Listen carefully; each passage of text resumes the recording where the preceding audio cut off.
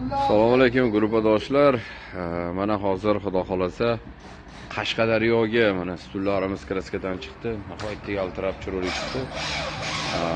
Qashqadaryoga nasib bo'lsa mana sborka ishlari qilinyapti. Bundan keyin nasib bo'lsa Xorazmga bugun zakaz oldik Xorazmdan ham, Qashqadaryodan ham yana zakaz oldik. Beshariqdan zakaz oldik to'yxonani stullari. Nasib bo'lsa ularni ham video qilamiz. Mana hozir sborka ishlari natija bo'lgiga bo'lyapti hamma joyi.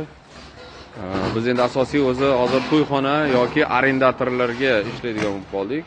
Aholiga ham chiqaryapmiz. Mana nihoyatda kachistvalari nihoyatda yaxshi. Birorta joyda ochiq joyi ham yo'q. Shunga shunaqa xizmatlar kerak bo'lsa, nima aytaverasizlar, mana taxlab kelyaptilar. Lekin sborka ishlari hozir. Soat 8 ga yaqin bo'lyapti. Ketamiz o'zi. Qolganini ertaga davom ettiramiz.